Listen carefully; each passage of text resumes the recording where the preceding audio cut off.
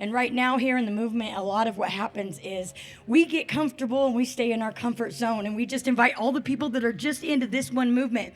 But the problem is all of those people already know what's going on and they're already fighting and they're already in the courts and they're already doing everything possible. We need the backing of the people. We need the backing of other organizations fighting for justice, racial justice, environmental justice. We're in a time right now where homelessness is at an all-time high. That's absolutely ridiculous. When Sacramento awards the police department with $500 million, do you know what we could have done with the $500 million? Okay, and then they're incarcerating BIPOC people just like it's nothing, like whatever. We have people dying in the streets right now too, and you guys aren't knowing about these things because we're all very focused and we're very motivated in our own areas. So today what we're going to do is we're going to share stories. Different organizations are here, different types of people are here, and we need to learn to show up for one another. And the best way to do that is to learn what we're fighting for, and then also as a result understand that we're all fighting for the same thing. We're all fighting for freedom, and we're doing it on 4th of July because I'm going to tell you something right now. Indigenous people, we call it 4th of July because we are not independent. And you know what? We're not free until we're all free. All right. And I just want to let everybody here know that the reason why Indigenous people don't do land acknowledgement, the reason why Black people don't do a land acknowledgement is because we know whose land we're on. We, Indigenous people, this is our land, and then Black people, they built this land up. We all are very aware of the land that we're on. This is for everybody else to learn and to be able to honor the peoples whose these buildings sit on top of their villages. Thank you. We're going to now bring up a group of people who have fought like no other person that you know in this world has fought for basic human rights. For basic human rights, and I can't repeat that enough. And these people have inspired us, and I hope that when they speak, they can inspire you. I don't know if you guys know them, but bring Camp Resolution up, please. And come share a little bit of your guys' journey, because you guys did what nobody thought that you could do, and y'all did it. And you did it with style, and you did it with grace, and you did it with power, and it was beautiful. And we're hoping that Camp Resolution will be the new model in the way that we address homelessness and poverty in the state of California, because what they did is amazing. And now I'm going to let them tell you what they did. I do want to interlink super quickly. Climate and homelessness. This is huge right now. We, for the last year and a half at the union, have had a lawsuit trying to stop the sweeps during this heat. What we're seeing is that they are sweeping individuals from shaded areas. And what we know is when it's 100 degrees outside, I spent last summer with a radar gun going from different locations, especially Del Paso Heights and South Sacramento, which lack tree canopy. So it's really hot there, and people, have asthma and different things that are on the streets. What they're doing is they're sweeping them into areas that are what we call a state-created danger. They're moving them from a relatively safe place that they've created for themselves, and they're moving them, forcing them into dangerous environmental circumstances. So right now, the city of Sacramento is trying to negotiate to kind of have us remove this lawsuit. They don't want to deal with it because what we're seeing is statewide climate is really affecting our unhoused communities. So with that being said, City Hall is out until August. But please write your local politicians and let them know that moving unhoused individuals, especially through sweeps, enforcement, and removing all of their belongings is extremely dangerous. And we really need support to back this. I mean, we fought the sweep lawsuits left and right, but the climate is serious. People are dying out here in this heat right now. And so another thing we do want to point out is when it's 105 degrees outside and people are inside trailers, those things are registering at 220 degrees. Now imagine living in that when you have no respite. They refuse to open respites, and when they do, they don't notify the people that are experiencing homelessness. They put it on social media. Most people don't have phones, electronics, or ways to see that. And then they're also denying access to water. 60% of Sacramento has their parks in different areas where they've turned off the drinking fountains and closed up the bathrooms. And so this is a way to remove unhoused individuals from parks and recreation. And so again, as they say, water is life. People don't have water out here. They're in this heat. Just imagine not having water for days at a time, no sunblock, no shade, and being out on these streets. Thank you, guys. I'm the founder of an organization called Women with Bows. And, well, all right then. So what we normally do is do extreme mutual aid, and we do it across the country. We also stand the front lines for water and land and tribal sovereignty. We also stand for our children in MMIW. We also walk with Black Lives, for Justice for Black Lives, Impact, and all of them that are doing the work.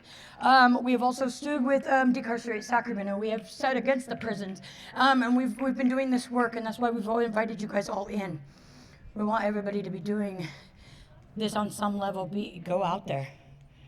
Go out there and stand with people, even if it's not your movement. All of these movements are our movements, because if it's affecting one of us, it's affecting all of us, whether you know it or not. Okay? Just because it's affecting them over there doesn't mean that that over there isn't going to come and affect you too. Show up for other people the way you want people to show up for you. So I want to thank everybody for being here. I have stood with a lot of you in a lot of these movements, and I felt so honored. But I'm the founder of Women with Bows. We believe in unity. We believe in movement for justice. We believe in, like the Filipinos say, rise and fall. You come for one, you come for all, and they say it isang baksak. Okay? Anyway, we're trying to transition from frontline. We're trying to transition from extreme mutual aid into sustainability. So we have a beautiful project called Fifth Wind, and the mayor has just agreed to sit with us and talk with us about Fifth Wind. We also want to start Fifth Wind with the unhoused population, because we believe that we're going to start with the people that everybody else ignores. Because here's the thing, they got motivation. Camp Resolution showed you. They got it. They got heart, man. They fight when they got no home to go home to, but they are in those meetings. They are in that courthouse. They are telling the city how and why and when. I mean, when did the rest of us ever fought for anything when we had nothing? A lot of people can't even come out because they don't have something dealt with. Okay, Camp Resolution inspired us. We watched the people that had nothing do something big, and they kept going, even when they didn't think they were going to have somewhere to go home to. Okay, and the first people that's going to help you guys out and show up for you all are unhoused people. I've never been asked so much in my life since I was a kid by unhoused people if I'm doing all right. We should all be more like that. I've had these great people back here asking me if I'm okay. Do you need something? We can all learn from that. We can learn from every movement that's fighting and burnout too. But we want to bring a new solution, and it's one that involves community, unity, and sustainability. It's one that could possibly topple the system if the governing bodies choose to exclude themselves from it. They have a place at our table, and what it does is it allows unhoused people to grow their own food, build their own homes, govern their own communities, and then push it forward. This project will multiply, and it will grow over time. This is a possibility of actually addressing homelessness and poverty in America. They'll be able to learn how to have their own business, grow their own food, harvest their food, can their food, jar their food, be able to make soaps and papers and all the other things that people love to buy, and be able to set up their own farmers markets and their own businesses and their own things, making it like transitioning back into society on their own terms. And that is very important. And as Indigenous people, like, we understand how important it is not to have to go into the colonization 9 to 5 and then we're going to tell you everything how to do it. No, we believe that healing is reconnecting to the earth. Healing is is growing from the earth. Healing is a helping hand too. And so if you go to womenwithbows.org, we're going to start putting up Fifth Wind and what we're going to be doing, but it's on another level. It addresses housing, it addresses sustainability, food, it addresses water, solar, climate, all of the above, and it all works as one. And what it ends up doing is Women with Bows is dedicated and committed to staying and being a source of support. So we're not going to set these things up. The people that are participating are going to set these things up. We're just going to teach them how, and we're going to stay there and make sure that they know how to do it and they feel comfortable. You guys don't understand, like, please go visit Camp Resolution if you can. It's an amazing vibration over there. They're amazing people over there, and just so everybody knows, we're going to be starting Fifth Wind over there. So they want it, we want it, we love them. I hope they love us. But because when the city says no, we're going to go with anybody that's got a plot of land. We'll do Fifth Wind in pieces if we have to. We'll do it step by step, piece by piece, brick by brick. I don't care, but I got a spirit that's going to get it done no matter what. So when we told Camp Resolution that, they said, start it here. How do we start it on concrete? We're going to do it because Camp Resolution finds a solution. So when it looks like we can't, trust me, we will. They got spirit bigger than, you know. We're going to get it done. They said, put it on wheels. Put it on a board on wheels. Like, they got very innovative, okay? So we are going to be working with Camp Resolution on getting Fifth Wind started, at least the sustainable food part started. And then if you all got property, let me know. Let us run this project. Help us run this project. Get to know your community. The government wants you to believe that black peoples are so scary and native peoples are so scary. Unhoused people are so scary. Everybody's so scary except for the people killing you. Woo! We aren't scary. They aren't scary. Our black relatives are not scary. You understand?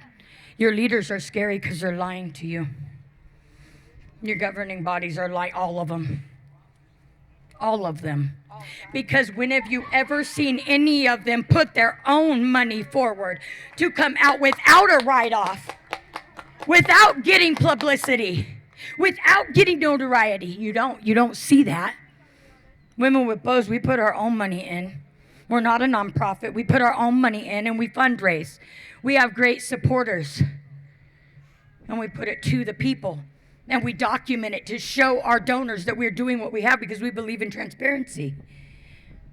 For our children, for our women, for each one of you, trust and believe if one day y'all are down and out, all of us are the ones that are going to come. And when we get this food going, the unhoused are going to help you. We're going to help you. So that's what we're doing. And yeah, I'm not really a speaker all that much. I get on rants. I'm a ranter. I'm on a ranter. I'm like, fuck them, they're cool. I'm like that. But I'm trying to like mellow out a little. So it's good that y'all are mellow. But anyway, get involved. When you see an injustice, get involved. If you see someone getting arrested and it's just stop and put your video camera on because you never know. And when we're looking the other way, bad shit happens. Bad shit happens to indigenous people. Bad shit happens to unhoused people. When you see a sweeps going on, stop and record. Make those cops do their job the right way. Because if you don't, people get hurt. People get killed. And when we're not watching, there's no one to hold them accountable. So please get involved. Show up. You hear Decarcerate has an event going on, show up. Get your phones out and go get the numbers of these organizations, talk to them and show up. We need more than 10 people at a thing. We have a protest. We need more than 15 people showing up. We need you guys all showing up. Doesn't matter if it's your organization or not, and I can't say that enough. It does not matter. Show up. People need people to show up. Hell, we need people to show up. I'll be there. If you don't know anybody at all, I'll be there. I go to everyone I can. So you at least know someone. And you just tell them, Women with Bows, we're your friends. Okay, we're into education, we're into unity, we're into communication. We're into, trying to educate people the best that we can. And when I'm too rough and rowdy, and if she's too rough and rowdy, this one here, she smooths everything gently. So I'm like, and then she's like, okay, come here. What she's trying to say is this, So don't be afraid to talk to us. Don't be afraid to get involved. Don't be afraid to go get people's number, go get other pamphlets, get involved. Start researching it online. There's 1 million organizations in this area, and they're all fighting for the same thing. We're fighting for justice. We're fighting for the right to exist. We're fighting for the right to be treated like human freaking beings. It's so simple.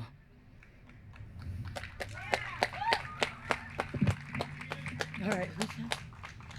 And next. Up next, we have Alicia with Mother's Rebellion. Yeah, thank you. Thank you, everybody. What a great day this is turning out to be. It's supposed to be like 100 plus. And woo! And thank you, Christina. Oh, that was absolutely wonderful. So my name's Alicia, and I'm here with Mother's Rebellion. We're over here. We're an affinity group of Extinction Rebellion. And, we're just trying to get everybody together, all the groups together. We could get moms, all the moms. Wow. Everybody has a mom. So at any rate, I'm not real good at ad-libbing, so I'm going to read my little speech so I don't leave anything out. I'm here today to show solidarity with all the groups represented here, as well as a lot of the groups who couldn't be here. We, Mother's Rebellion, are in partnership with Mother's Rebellion groups around the world. In Sweden, Germany, Africa, New Zealand, Uganda, Zimbabwe, Finland, Australia, and cities in the U.S., including New York, Chicago, Pasadena, L.A., and Sacramento. We are growing, and we just had a Zoom meeting Sunday. There's 37 women on our group, and we're planning our next rebellion in September. But we're going to partner with some local groups. So be on the lookout for an action in September. Mother's Rebellion is a global worldwide network of mothers, grandmothers, aunties, sisters, daughters, allies. That's everybody. We are facing a climate emergency.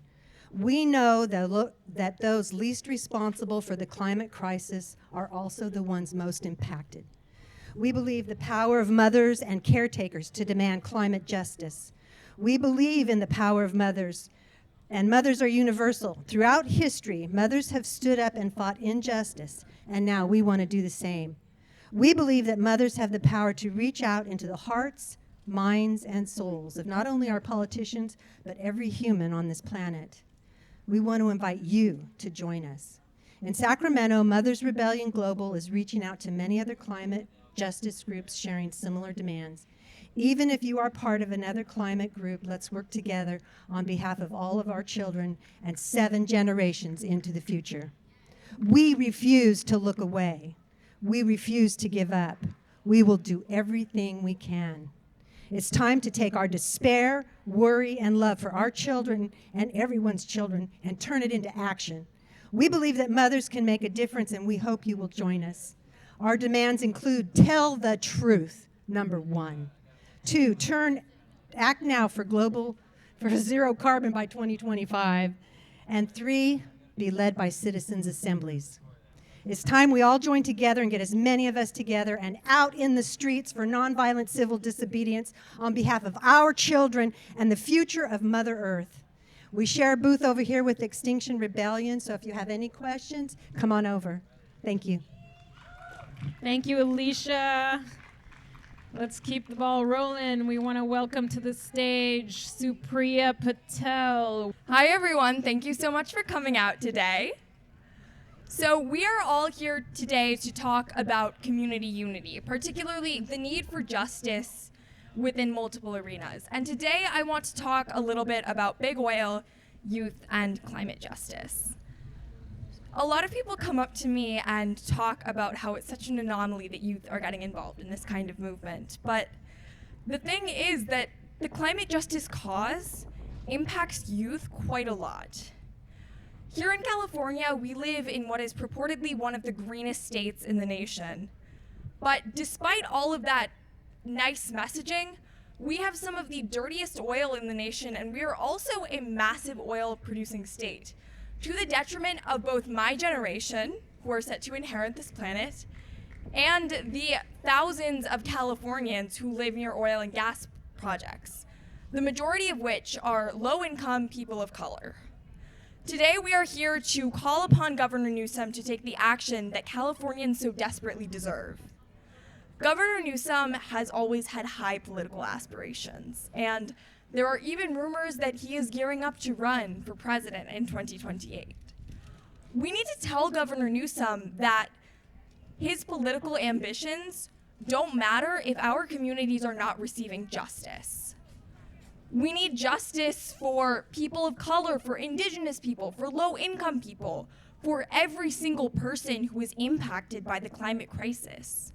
And we need justice for my generation. Despite the fact that we have not caused this crisis, it is something that we are set to inherit, and is absolutely essential that we tell politicians that we refuse to stand idly by while our futures are actively destroyed. People are truly more important than profit, and more important than the profits of the fossil fuel industry. I am here today with Fridays for Future Sacramento. I am the founder of Fridays for Future, and we are a youth-led climate organization here in Sacramento fighting for systemic change. We believe that as the ones who are going to be impacted by this crisis, youth must be at the forefront of climate justice leadership. A person is never too young to get involved. I am 17 years old right now, and I started Fridays for Future when I was in 7th grade and 13 years old. Our politicians have no excuse not to take action if the youngest members of our communities are actively fighting for change. If you are a young person watching this video, or if you are here today, I highly encourage you to check out Fridays for Future, to educate yourself on the climate crisis, and to mobilize your communities. Because the reality of the fact is that without people power, we cannot defeat the fossil fuel industry.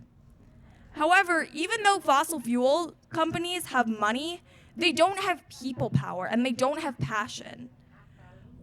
You all here today give me hope that we can defeat the climate crisis.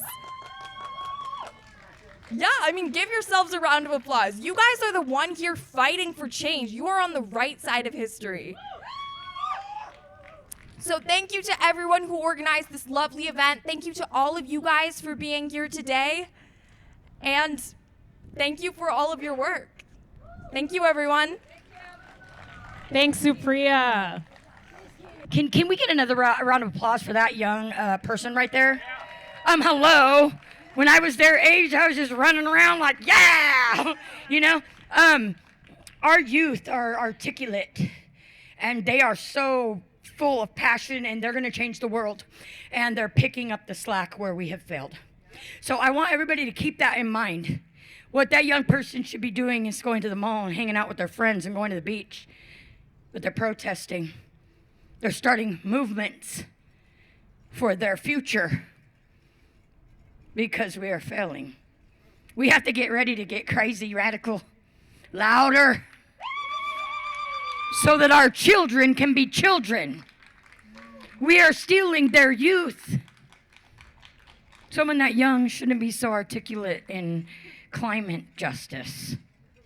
Come on. So just please think about that. We're putting our children in these positions where they have to be like that awesome. I am representing a community here called the Sacramento Climate Coalition and a statewide community called California Climate Voters. And we have two calls to action that we need your help. One is next Tuesday, our county supervisors are going to have a proposal in front of them to weaken the climate emergency declaration that, together with the 37 organizations, many of whom are here today, we got passed in 2020 that put a carbon zero goal for the county by 2030. They want to change it to 2045.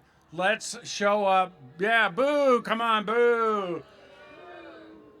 Let's show up next Tuesday, 9:30 a.m. over here at 700H at the county supervisors and let them know we don't approve. Stay the course. 2030 for the youth, for the future of our planet. We are in a climate emergency. The other community, I want to encourage you, and I want to thank all of you who came from the Bay Area today. The fact that we have a broader community here today. This is a statewide effort. It's a global effort to stop climate change. We got to liven you guys up. Where's the energy here? Where's the energy? Y'all like, yes, we are fighting for justice. Woo. What's that? Come on. Get it. Get up, man. Not even that hot yet. It's not even that hot yet. All right, so we're going to take a little bit of a break, and then we're going to have some really also amazing people coming up, and they're going to share a little bit about what's going on in the environment. And it is also, we are in an environmental crisis. We're in a humanity crisis. We are in crisis, and we need to get together and get going soon. Ramona Landeros is known as the new hope for that area. She's going to run for District 2, and we hope that everyone will pass the word. Let everyone know that we have a Native American woman and Latina that is going to be able to change the face of Sacramento City Council. Her father was Apache, her mother is Latina, and she is 42 years working in that District 2 neighborhood. All the neighborhoods, the culturally diverse neighborhoods, know Ramona intimately because of the work that she's done, tireless work in being able to provide for the poor in that area. Ramona Landeros, let's get her elected March the 5th for District 2, the North Sac area. Because you know what? We ain't got nobody else that cares as much as she does. And she's proven her self-worth to the Samoan, to the Tongan, to all of the Vietnamese, to Pakistani, Latino, and many diverse cultures, neighborhoods are supporting her. She may not have the money, but she's got most of the votes right now.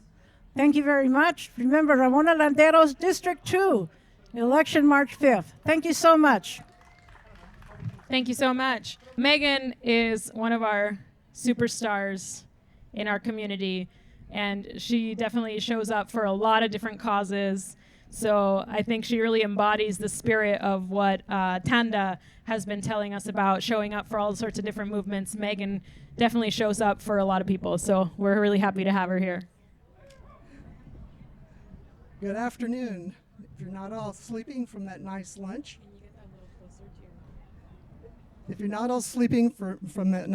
you just had, I would like to tell you a little bit about Move to Amend. The reason I want to tell you about Move to Amend is it's the root cause of any of your other issues. I don't care if you're LGBTQ, if you're fighting for climate, if you're fighting to end oil, if you're fighting for women's rights, whatever your other issues are, Move to Amend should be your secondary issue. And the reason is you cannot pass laws without the permission of corporations in our corporate rule society. And Move to Amend wants to make it clear by amending the Constitution that the constitutional rights protected under the Constitution were the rights given to natural persons only.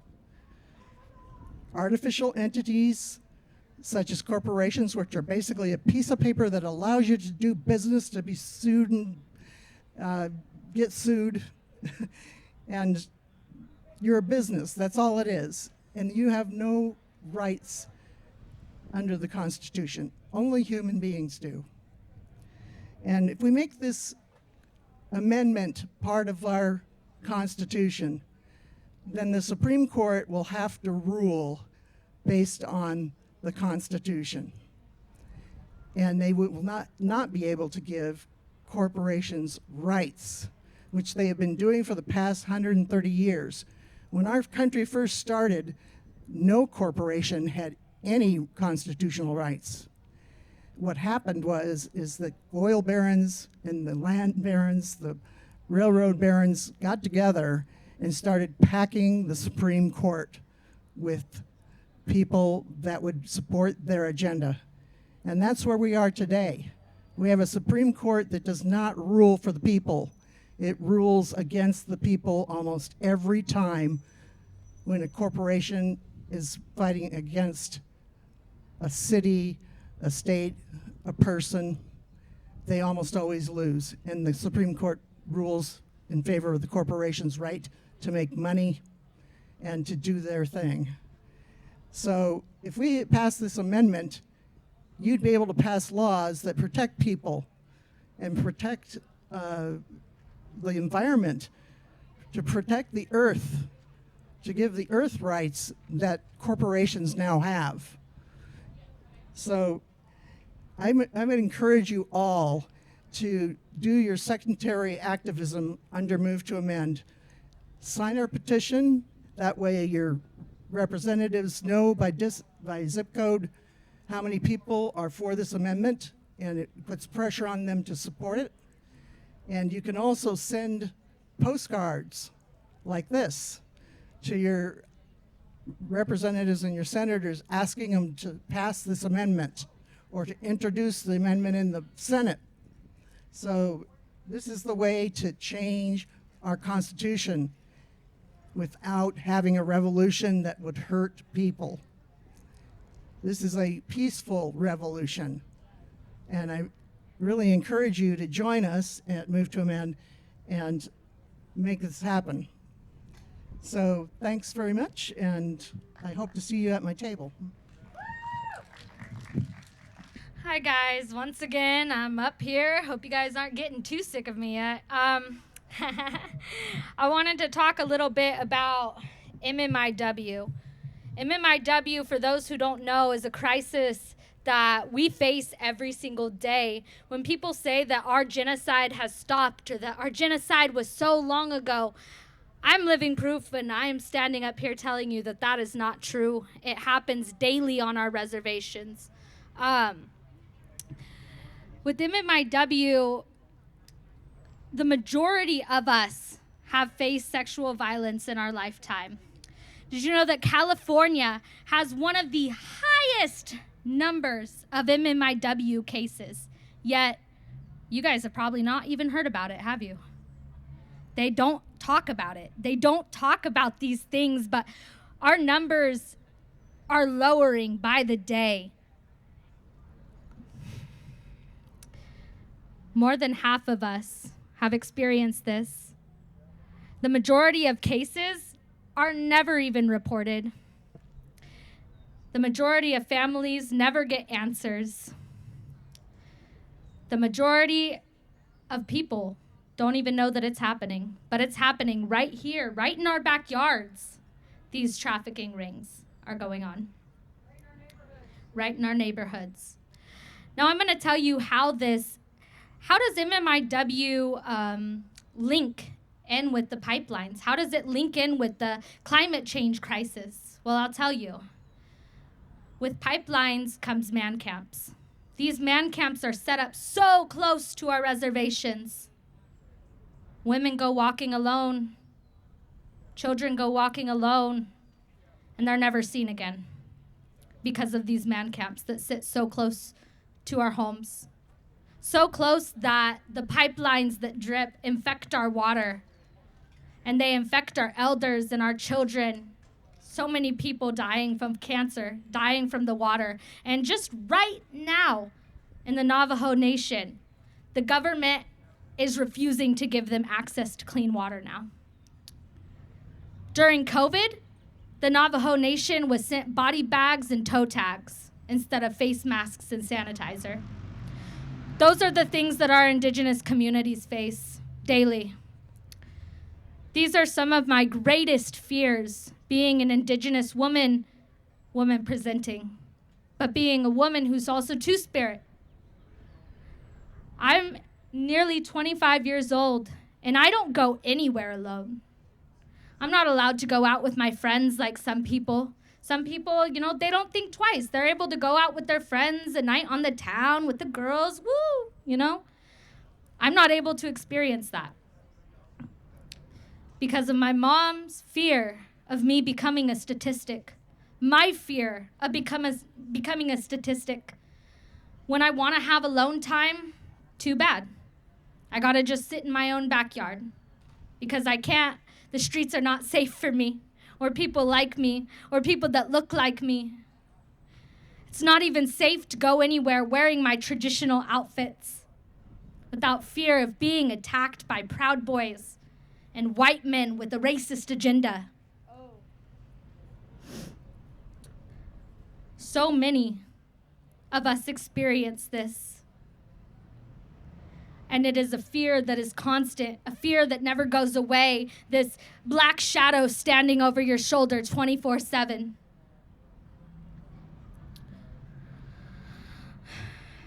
The majority of men who commit these crimes commit them on reservation land. 67% of all sexual violence is committed by non-Native men. Now, when these Native men go onto our reservations and they leave, they can never get tried. They can't get tried in a court, meaning that these men literally never get caught. These are just men that are driving through our territory, stopping at our gas station, stealing our women, raping our children, and then leaving scot-free. And nobody talks about it. And the couple shows that they did have aired, like Alaska Daily. How many of you guys have seen that show? Yeah? Okay, good, fair amount of numbers have seen that show. It was a pretty good show, pretty informative about the stuff that's going on in our communities. But just after its second season, it was canceled. I wonder why. I wonder why. Too much truth, too little action. Would you like to speak on these issues? Okay.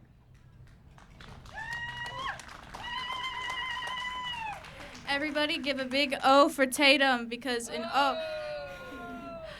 O in Miwok and Pomo and a lot of California natives, that is how we say like our clapping. That's our way of clapping and saying like, yes, we agree, we appreciate that. So can we all get a big O? Thank you. So for the ones that weren't here earlier, Machexis everybody, Oyaset, Sage Noel Tellez-Ortiz. My name is Sage Noel Tellez-Ortiz. I come from the Ion Miwok band, and I'm gonna talk a little bit about MMIW.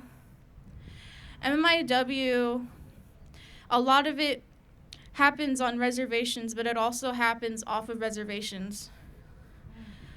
The unhoused communities of Native people, they suffer so much. Not only people don't care for the unhoused communities, nobody cares for an unhoused Native person. I speak from experience because my cousin a few months ago, he was found wrapped in his body in his sleeping bag with several wounds, and he eventually passed away. His life was taken away from him. This happens to so many of our Native relatives all across Turtle Island, and a lot of people think that it only happens in Canada. No, it does not. Happens everywhere. Everywhere is stolen land. That's Native stolen land. And these pipelines, these fossil fuels, that takes a huge part of where these missing people, like, it's crazy how high the numbers are, especially in New Mexico right now. I have a friend right now, her name is Alexa, she's Laguna Pueblo. Her auntie has been missing for a really long time because there's people that pretend to work for those oil companies. These men, they pretend to work for those companies.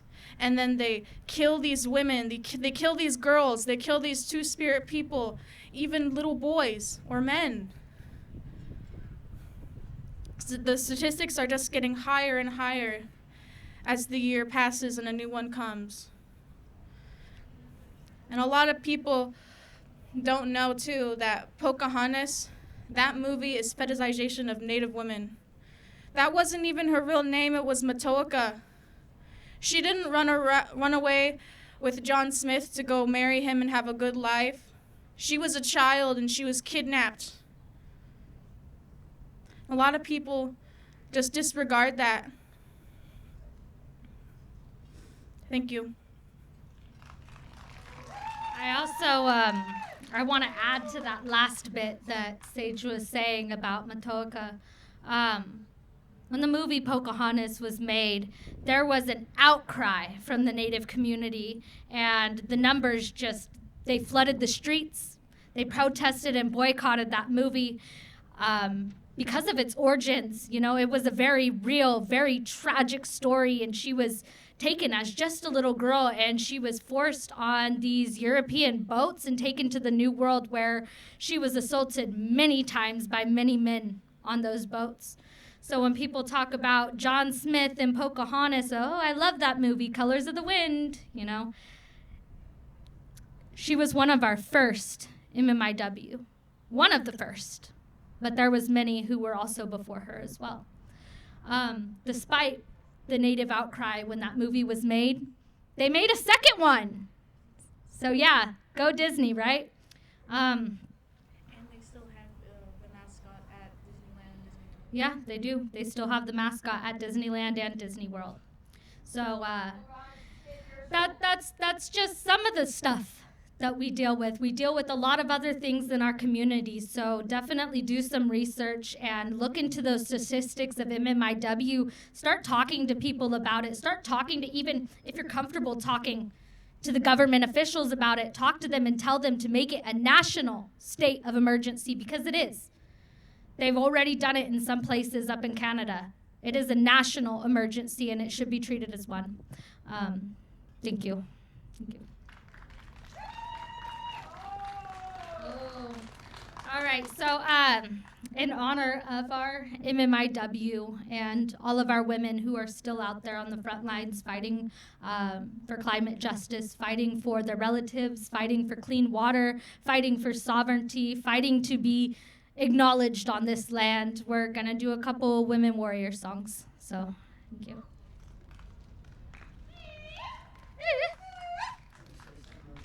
Oh, you want to say something? As we kind of end sort of the speaking portion, and I want to encourage everybody to continue to talk, continue to socialize. This is how we build a movement, is when we continue to talk with one another, share experiences, real life experiences. When we share our movements together and say, hey, I'm a safe space, come in and learn, because we have to be patient to learn. And the things that we're all fighting for are very heartbreaking. These things shouldn't be happening, not on this land, okay? And one thing we haven't mentioned yet, and I really want to mention, is our fight with ICWA. The Supreme Court wanted to overturn ICWA. They did not overturn ICWA. And ICWA is the Indian Child Welfare Act, and it protects Indigenous children, Indigenous households. And I have a personal connection to it because when I was young, I was young before ICWA. I'm a product of what happens when we don't have ICWA. And what they did was they stole innocent children, and they put it from their native families. Okay, and they used to steal us. The church stole me. And then they sold me to a white Christian family, which I have no contact with now. It was abusive. It made me feel less than. I was never good enough. It was important. It places children, native children, in the homes of their native tribe so that we don't lose our culture, so that we have family that's with us. However, ICWA was saved, okay? They weren't allowed to overturn ICWA, but yet Chanel, I don't know if you guys are online, but if you've heard the name Chanel, she's a native baby who was placed in a white oil drilling family. And they are racist as hell to her. Please look that up. It's under Save Chanel. And here's the deal. These parents of Chanel, these foster parents of Chanel, are treating her as though she is an animal. I understand that. I was treated the same way. ICWA being saved only goes so far. We need you guys to know our story, because the government only listens to you guys. We're invisible in our own country, in our own land. People don't listen. And the ones that do want to listen, we get cut off. You guys are just now learning of our issues, but we've been having these issues for over 500 years. I want to say that the reason I'm here, I made this for a community to come together.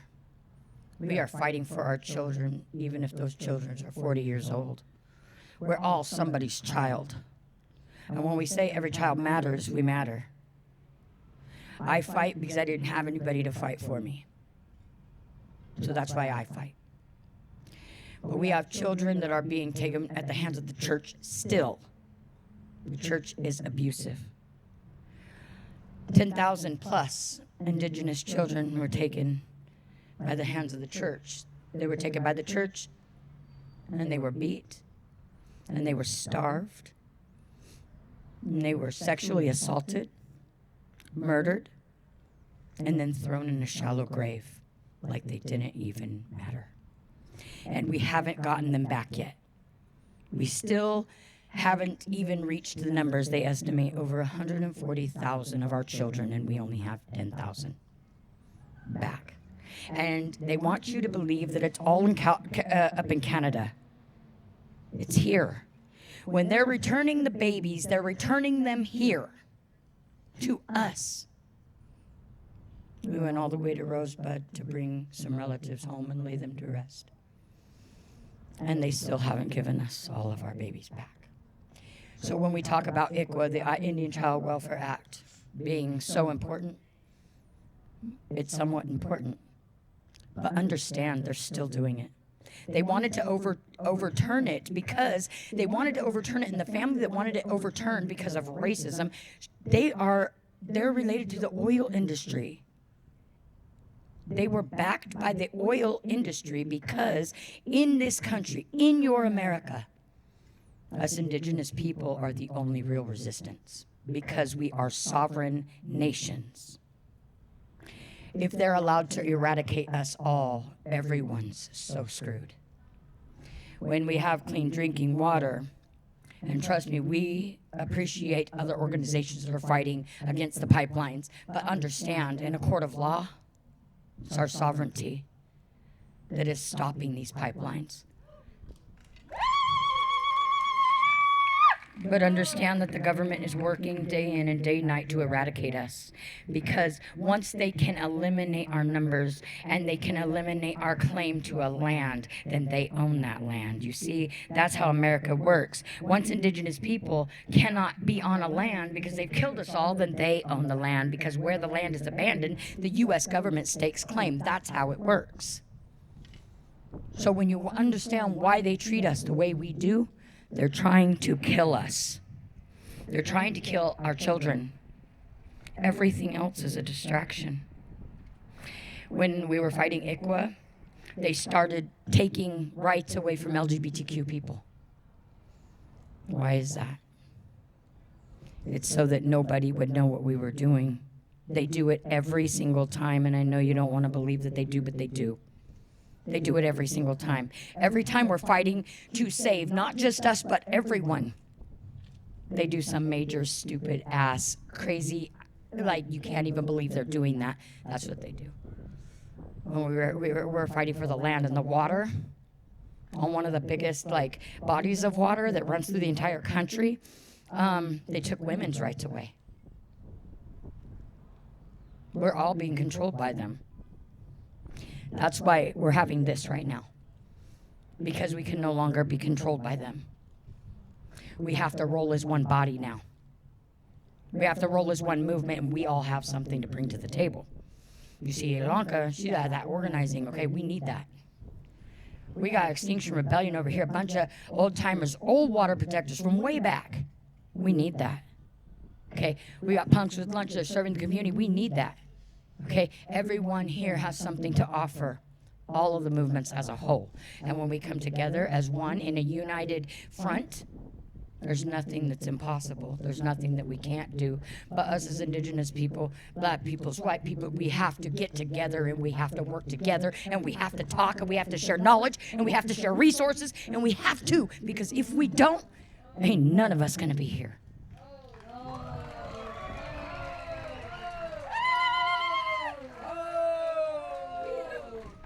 Remember, we're fighting for climate justice for who? For us?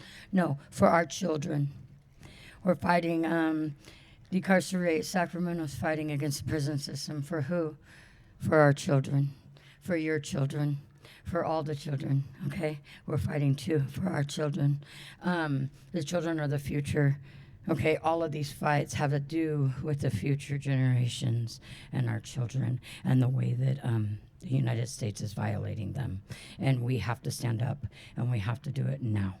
I want to keep reiterating that.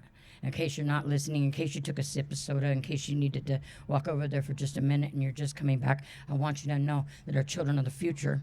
You see, the United States knows that. That's why they don't give them a voice, and they don't give them a vote, and they don't look at them, and they don't give a shit. That's how the church is able to molest and sexualize our children. That is the reason why nothing is done about it. That is the reason why rich guys get to violate our children and nothing's done about it. You know, this country here, people celebrate the 4th of July, but this country here was founded on pedophilia. It was founded on theft. It was founded on genocide. And you should be pissed off.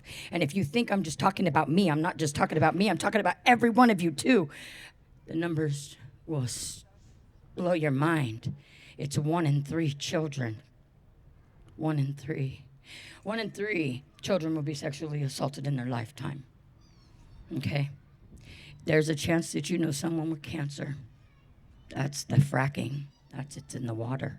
It's going to affect your children. We got whole hospitals full of children that are dying for the government's greed of oil, crude oil, gas, petrol. This is about our children. They want you to think it's about us.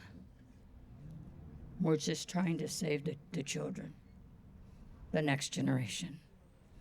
I would love to see a generation of children that don't have to join protests and don't have to know in the ins and out of everything that's going on because it affects their lives dramatically. I want to see a time when children can be safe and be children. And a lot of that's going to come from the returning of our children. Someone once told me, until people start to put indigenous issues at the forefront of your fight, then America will continue to collapse in on itself, and that is absolutely true. The land remembers us, the water remembers us, and you need us as much as we need you. So please, everybody, that's the one thing I want you to keep in mind when you walk away from this. We need each other. We have to, for our children. Thank you.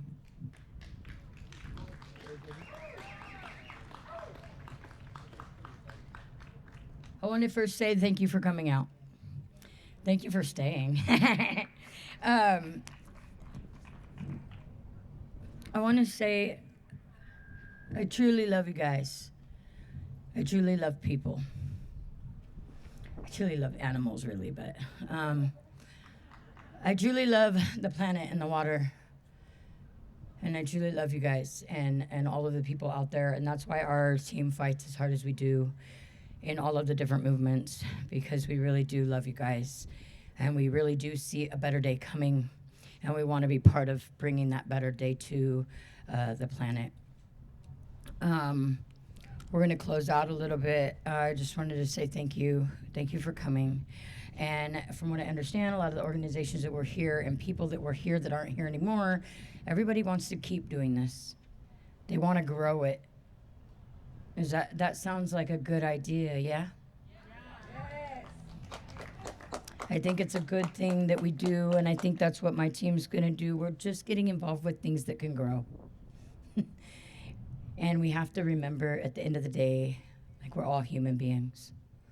Yes, we have our cultural differences, and yes, we have our skin color differences, and yes, we have our different teachings that we've all learned, and a lot of us have been colonized to think a certain way, and it's about decolonizing that, but along with that comes patience. We have to be patient as we walk forward. We have to be kind as we walk forward, and we have to be willing to help and understand. If you look around you and there ain't nobody to help, please go out of your way and find somebody to help, and then help them. That's how we become better. That's how we bring the new day in. That's how we really start to change things. Colonization is an I concept, okay? Everything is I, me. And decolonization is about we and us. Colonization says we'll never get ahead. Decolonization is we're good where we are. We're just going to grow it. Okay, the most radical thing that you're going to do in 2023 is unite and then grow something. Grow a garden. Grow a community. Grow the love, even through if you're hurting. A lot of my people are hurting a lot. Please be patient with my people. You need somebody to come to that's ready to talk, I'll talk. You meet my people and they're not ready to talk to you, it's okay, they're traumatized. Let them be in their trauma for a minute. Come to me. We're Women with Bows. Go to womenwithbows.org, write me. I'm willing to talk to you right now, but we're trying to get all of our people, and I'm talking about Black people too, LGBTQ people. We're trying to get people out of trauma. Colonization traumatizes us over and over and over again, and the only way we're going to get out of it is together. That's it. So those of you that are willing to learn, learn. Those of you who are willing to teach, teach. If you have knowledge, share it. If you have resources, share it. All of us organizations, we do out of pocket. We're all by the skin of our teeth all the time, but we do it because we care and we believe in what we're doing. And basically hang tight, and we're going to do this again and come out again. And we're going to talk about new things again because it's always evolving. It's always growing. The madness that's going on that we're all trying to fight is also growing. So we need this movement to grow. Show up. Show up for movements that are not your own. Before you leave, get the numbers and contact information of other people doing something that you yourself don't do. Okay? If you don't know anything about the prisons, go talk to Decarcerate Sacramento. Talk to Curb, they're over there too. Talk to them. Get to know them. And go without judgment. If we all approach new situations understanding we know nothing, then we can learn everything. Okay? And if somebody says this is happening to me, don't respond saying, no, that's not happening to you. That's not helpful, that's hurtful, especially when it's happening to us. And a lot of people that are lighter of skin don't think that there's any place in this world for you, but there is. There is, but you have to learn first where we're coming from. Our experience isn't the same as, say, your experience. We need to share experiences. You see, that's how we begin to learn one another. That's how we see each other as human beings. That's where we get that inspiration to fight for one another, because then you begin to love one another the way that we're supposed to do, the way that we were supposed to do. Colonization is hate. Decolonization is love. Remember that.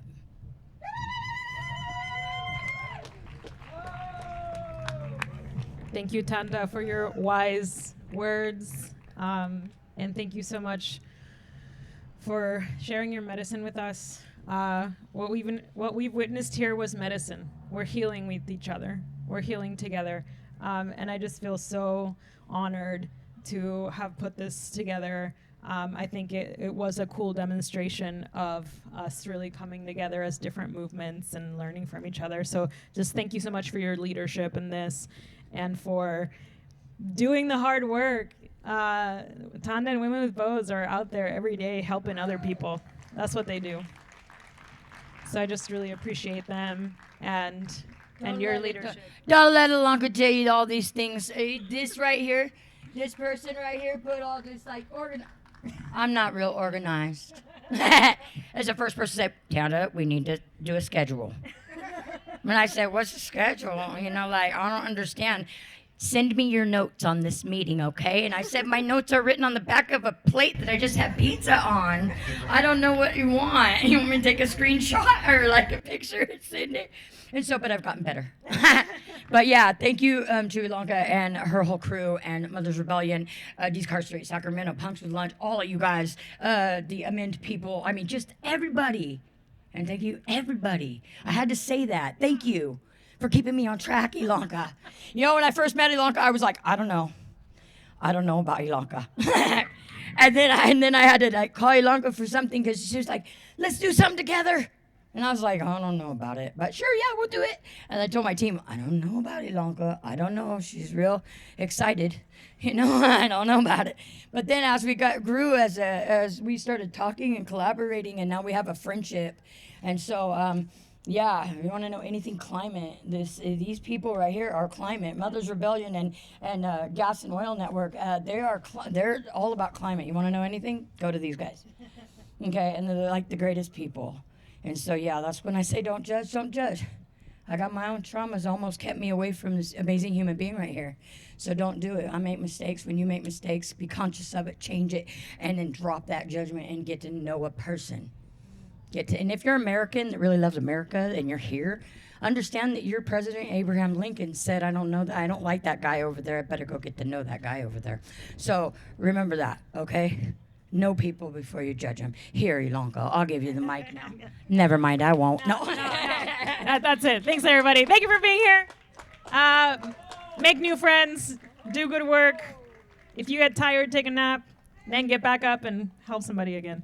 That's it. Don't forget to get those numbers. Yeah, get people's phone numbers. Talk to people you don't know. Thanks, everybody. Bye.